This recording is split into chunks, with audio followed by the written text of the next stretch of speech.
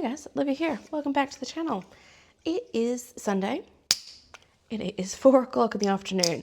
I'm going to have one of these yuzu no sugar soft drinks that I picked up from Aldi. Yes, yuzu is so good. I love the watermelon one, but a cold one of these, because it's Sunday afternoon, I'm kind of thinking, what do I need to do to prep for the week ahead just to make it a little bit easier on myself? So one of the things I wanted to achieve was I wanted to make some Halloween themed lunchbox fun for my son. And it's going to be a surprise for him. I kind of want him to open up his lunchbox and just have this Halloween thing. My kids are obsessed with Halloween. I was like, what can I do just to kind of make it a little bit more exciting and fun? And that was something I want to do. Whether or not I fully achieve it is another story, which is why I thought what I should do is I should try to make as much as possible today and then maybe come up with a couple ideas for later on in the week so that when the time comes, I'm not kind of going, oh, what do I have to do? I've got half an hour before my kid goes to school. So that's the goal for today. We're going to make also some brownies. And those cookie cutters that I bought from Woolworths, I'm going to cut out the brownie shapes. Don't worry, the leftover bits are not going to go to waste. And then I'm gonna try to decorate them with those icing pens that I picked up. So we'll see how successful we are, and I might do something more.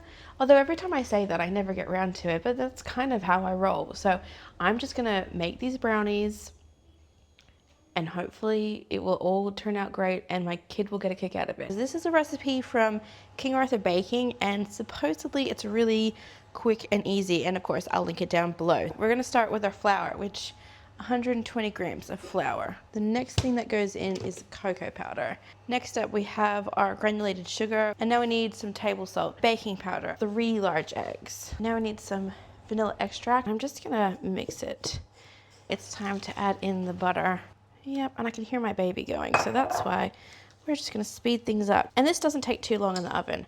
From what I understand, it's a pretty quick and easy recipe. This is just like the base part of what we're doing today. That did not take like any time at all. I'm gonna pop that in the oven. So I've just pulled it out of the oven, and this is what we are working with at the moment. It's a little bit darker around this edge, but that's okay. We're gonna let it cool down, and then we're gonna get working on the next part. In classic me fashion, it is now nighttime. Even though I said I was going to let those brownies cool and then we were gonna start working on them, I glanced at the time, it was 5:30, which meant that I needed to sort out dinner for everybody. What we're gonna do now though is finish up those brownies. They have cooled, I've pulled out what I think I need, and we're just gonna give it a shot and we're gonna see what happens. I don't know if it's gonna turn out well, probably not, but that's okay. We're gonna have fun doing it, and that's kind of the reason I'm doing this. Here is the brownie with our fork marks. You can see where we have split it so that we could have some to taste test. We can confirm it is delicious, but I have here my little cookie cutters. These are the ones that I picked up from Woolworths. This is a little bat. I think it looks so cool. And then we have these 3 over here. So we have the cat and we have the ghost, but I think the one that I'm most excited for, and I think would be great, is this coffin. I really think that my kids are gonna get a kick out of this. I haven't decided if I'm gonna do like one of each or if I'm going to do just the coffin, but I think I'll at least test them. What's great about this one too is that I can freeze this, put this in the fridge or just have it in the freezer, so I can pull it out instead of having to feel like every morning I have to come up with a new one for Halloween. So let's see how this works. Let's just do a bunch. Let's just do at least one of each. Let's try to think about our spacing, but let's do the bat. I feel like that bat I'm gonna get a good amount of use for it too. And we'll do a cat just here. And I'm not too worried if it doesn't look exactly like it, because I feel like with the decorations, I can make this work. But these are coffin, and they look cute. I love that. So let's see how the others pull out as well. And if you're worried about like the extra brownie, don't. No one is going to be upset about random brownie bits. Oh, the ghost turned out really good too. Look at that. Isn't that cool? There is our bat. Not as perfect, but that's okay. There's the cat with half an ear. There you go. Alrighty, so we have here our little coffin. And I'm looking at the icing. So I've got yellow, I've got red, which should be a really fun one, green, I think blue and black. I think that's black. I'm not gonna do black on here. Obviously, it'd be very dark. I'm thinking actually of doing the red. Let's see if we can do something really cool with this. Look at that. Look how that's turned out. That's so funny. I love that so much. Okay, let's do the cat. Because what I think I'm gonna do is I think I'm gonna give it yellow eyes. Guys, that's the worst one. Okay, this is one funny looking cat. It looks actually better on camera than it does in real life because it looks like the ears are fine, but yeah, so I don't think we're gonna do any more cats, but that's okay, that will get eaten. That's so good. Like, you don't need to do anything crazy with that.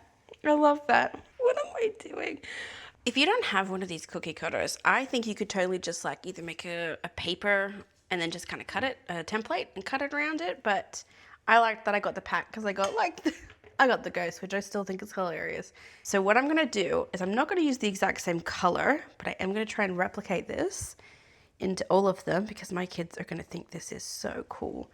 Look how cute these look. Oh my goodness. My boys are gonna love them. My favorite is this red outline with the yellow. I just think it pops a bit more, better than like the all the same. This green one probably is the worst one. It's the hardest to read, but I think they look so fun. What's cool about this too is I think this would be a great one to do with your kids. So if you had like different cookie cutters, maybe like pumpkins, that would be really cool because then they could decorate it like a jack-o'-lantern. I'm gonna let them dry and then I'm going to probably pack them into a container and put them in the fridge. And so as we need them throughout the week, they can have some of them. Today I am making zombie waffles.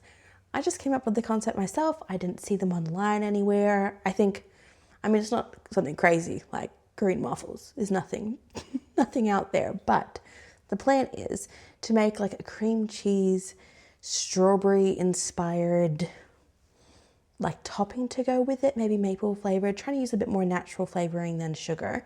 And that's gonna be like the blood and guts. I love making waffles the night before because it is so easy to reheat the next morning. Like I'm talking, put it in the toaster, done. You can put this in the fridge, you can put them in the freezer while you wait. So there's something that can be meal prepped beforehand.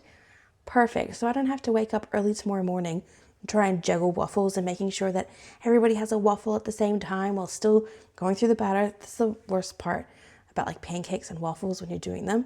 So I'm gonna make the waffles and then we're gonna start working on that cream cheese, I don't know, I'm making this up, a cream cheese strawberry sauce or blood and guts as we're calling it. I've already got this going because this can just be heating up while we put all of our ingredients in. So we're just gonna start off with 1 cup of milk. Next we need 2 eggs, a bit of vanilla. I'm gonna whisk this in because I've got butter melting on the stove. I'm going to add in my green food coloring. So that is looking really good, zombie green. I'm gonna add my butter now. Sugar, baking powder, flour.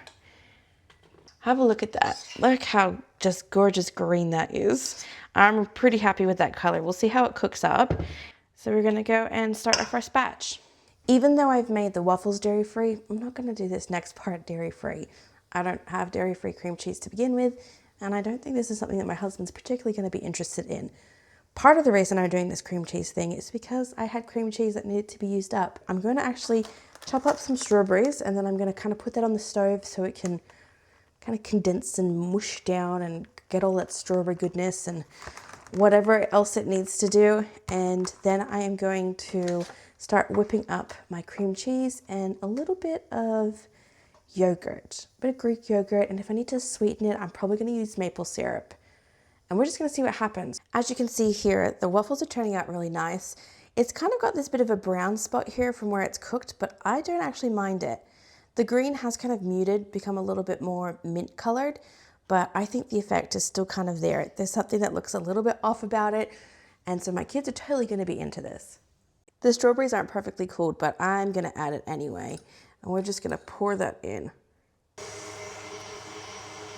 I'm gonna let that chill, and I think that will kind of thicken up a little bit, but that's really, really good. To serve that, I am going to chop up some strawberries and some kiwi fruit and then place that on top of a waffle and then pour my sauce over top. I think my boys will get such a kick out of that. What I love about waffles, pop them in a toaster and they're good to go. You don't need to worry about heating them any other way.